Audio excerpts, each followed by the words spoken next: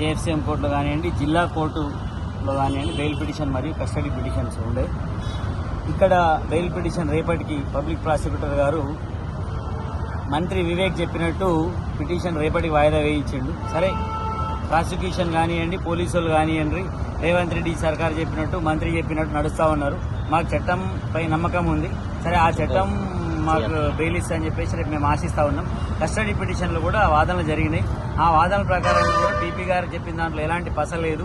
ఆయన ఉద్దేశపూర్వకంగా అడుగుతున్నట్టు చెప్పేసి కోర్టు క్లియర్గా అర్థమైంది. కస్టడీ కూడా రేపు కోర్టు ఇచ్చే ఉద్దేశం లేదని మాకు అనిపిస్తూ ఉంది. సో దీంట్లో క్లారిటీగా అర్థమైంది ఏంటంటే ఈ పోలీసు వారు కానివ్వండి, ఇక్కడున్న ప్రాసిక్యూషన్ ఆఫీసర్స్ కానివ్వండి, వీళ్ళంతా కలిసి కూడా సుమన్ గారిని నెల రోజుల పైన జైల్లో పెట్టేసి వేరే కేసులు, ఇతర కేసులు పెట్టి ఇప్పటి వరకు 19 కేసులు ఆయన మీద రిజిస్టర్ చేసిండ్రు. ఆయన మీద పీడీ యాక్ట్ పెడతారని చెప్పేసి మాకున్న ఇన్ఫర్మేషన్ ఉంది.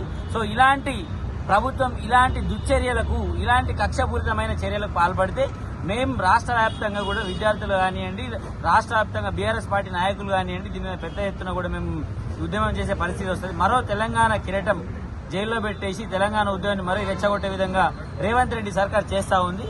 దీన్ని మేము తీవ్రంగా ఖండిస్తూ ఉన్నాం. మరో ఉద్యమానికి రేవంత్ రెడ్డి తెరలేపుతా ఉన్నట్టు మేము దానికి సిద్ధంగా ఉన్నాం. ఇంకొక కేసు కూడా రేపటి నుంచి ఇంకొక కేసు కూడా రిజిస్టర్ అయినా కూడా ఆయన మీద మేము తీవ్రంగా స్పందించి దీని మీద మేము యాక్షన్ కూడా తీసుకుంటాం. ఆంధ్రప్రదేశ్ హైకోర్టు వారికి కూడా మేము కంప్లైంట్ చేయడం జరిగింది. వీటిపైన వారు కూడా తీవ్రంగా స్పందిస్తారు. ఇంకొకటి విషయం ఏంటి అని అంటే ఆయన మీద మిగతా కేసులు పెట్టి పీడీ యాక్ట్ పెట్టి ఈ ఎలక్షన్ కేతన్పల్లి ఎలక్షన్ అయ్యేంత వరకు కూడా లోపల పెట్టాలని చూస్తా ఉన్నా తెలుస్తా ఉంది.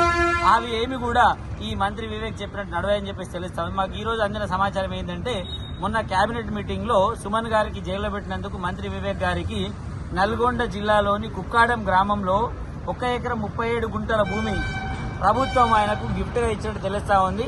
ఆ ప్రభుత్వ నిర్ణయాలలో నేను నిన్న పేపర్లో చదివితే ఆయన మాకు అర్థమైంది ఏంటంటే రేవంత్ రెడ్డి గారు నువ్వు సుమన్ గారిని మంచిగా జైల్లో పెట్టించినావు, నువ్వు సుమన్ గారిని ఇంకో నెల రోజు జైల్లో పెట్టించు, ఇంకా మంచిర్యాలలో ఇంకో 4 కేసులు రిజిస్టర్ చేయించండి.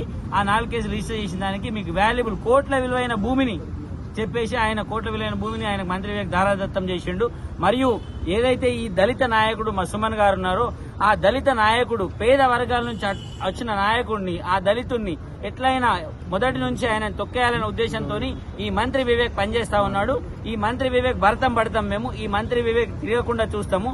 ఈ మంత్రి వివేక్ కు ఈ కేతన్పల్లి ప్రజలు మరియు చెన్నూరు ప్రజలు త్వరలోనే తగిన బుద్ధి చెప్తారని చెప్పేసి మేము తెలియజేస్తా ఉన్నాం.